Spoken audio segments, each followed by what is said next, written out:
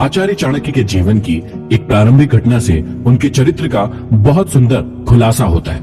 एक बार वे अपने शिष्यों के साथ तक्षशिला से मगध की ओर आ रहे थे। मगध का राजा महानंद उनसे द्वेष रखता था।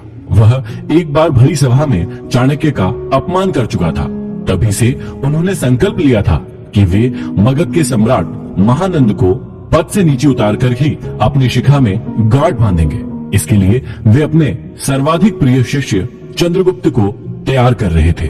मगध पहुंचने के लिए वे सीधे मार्ग से ना जाकर एक अन्य उबड़ खाबड़ मार्ग से अपना सफर तय कर रहे थे। उस मार्ग में कांटे बहुत थे। तभी उनके पैरों में एक कांटा चुभ गया। वे क्रोध से भर उठे। तत्काल उन्होंने अपने शिष्यों से कहा, उखाड़ फेंको इन नागफनों को, एक भी शेष नहीं रहना चाहिए। उन्होंने तब उन कांटों को ही नहीं उखाड़ा, उन कांटों के वृक्षों की जड़ों में मही डाल दिया ताकि वे दोबारा न उग सके। इस प्रकार वे अपने शत्रु का समूल नाश करने पर ही विश्वास करते थे। वे दूसरों के बनाए गए मार्ग पर चलने में कभी भी विश्वास नहीं करते थे।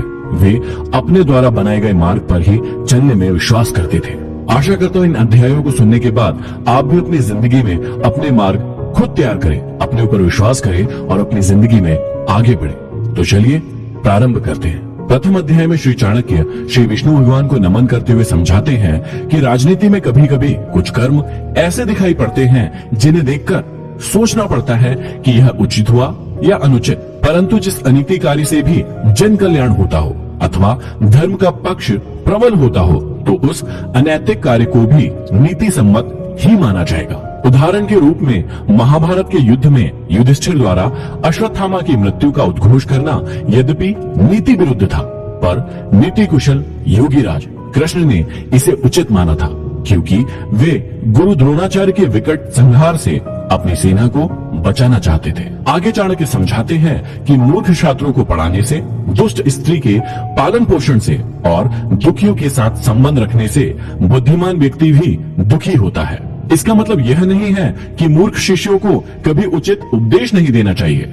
समझाने का तात्पर्य यह है कि पतित आचरण वाली स्त्री की संगति करना तथा दुखी मनुष्यों के साथ समागम करने से विद्वान तथा भले व्यक्ति को दुख ही उठाना पड़ता है।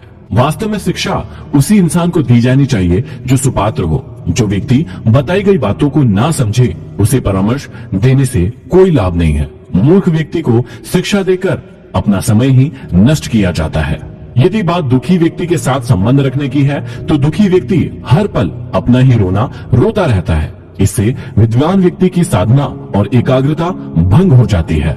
आगे श्री चाणक्य हमें समझाते हैं कि दुष्ट स्त्री, छल करने वाला मित्र, पलटकर तीखा जवाब देने वाला नौकर तथा जिस घर में सांप रहता हो उस घर में निवास करने वाले गृह स्वामी की मौत में संशय न करे, वह निश्चित ही मृत्यु को प्राप्त होगा।